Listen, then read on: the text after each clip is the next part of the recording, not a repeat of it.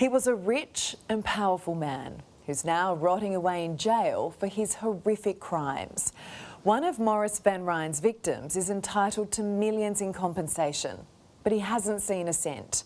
Van Ryn has the money, but a legal loophole is protecting it. Do they care more about pedophiles? Do they want to protect them? Why should you be allowed to get bail? You've reoffended while on bail.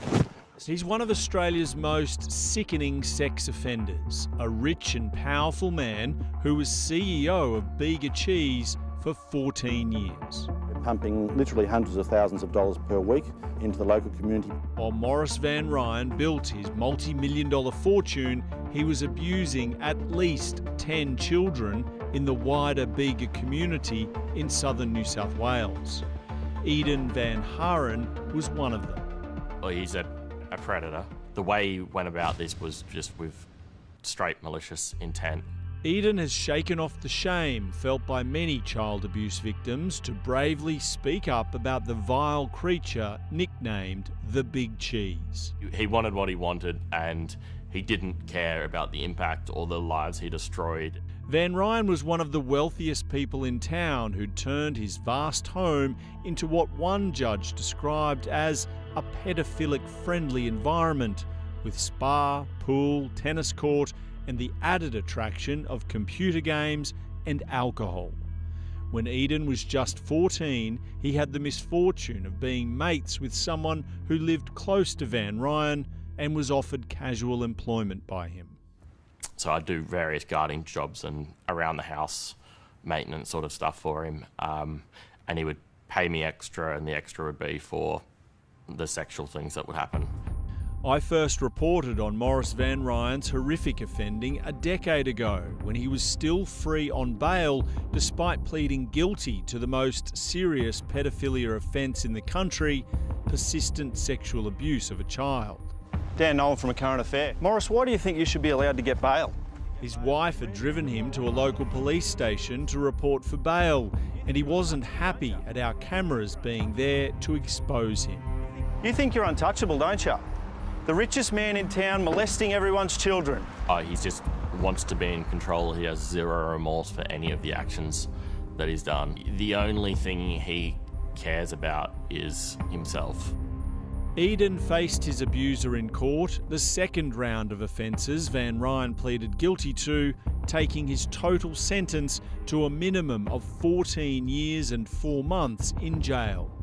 He also launched a civil claim against the multimillionaire, with the New South Wales Supreme Court awarding him $1.4 million to try to compensate for the damage caused. A lot of mental health issues, depression, anxiety.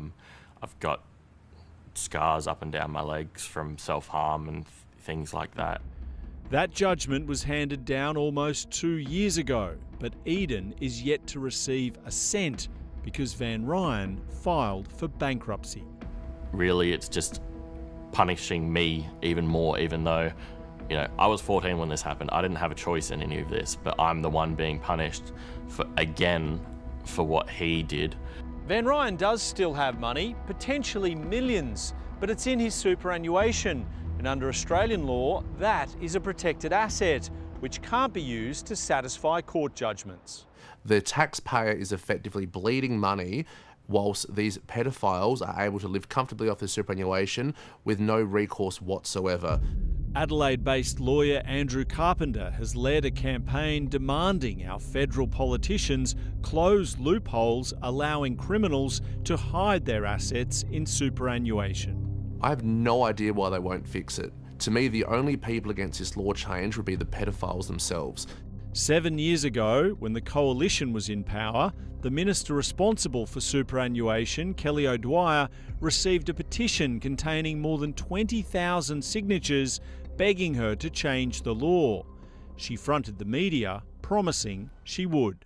I can announce that the government will make changes to legislation. But the Coalition failed to change the law, as did the Labor government, despite a guarantee from Assistant Treasurer Stephen Jones 2 years ago. The government will act quickly to close this loophole.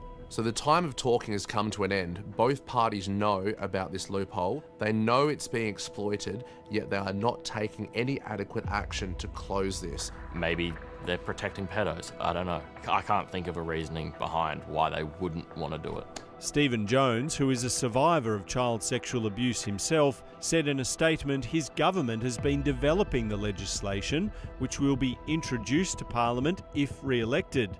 The policy will apply retrospectively but only affects additional superannuation contributions, leaving the bulk of a criminal's nest egg untouched. Both Albanese and Dutton need to act immediately to ensure that these loopholes are closed to prevent pedophiles from continuing to exploit them. Just please change this law. Please stop protecting pedophiles, and please do it soon.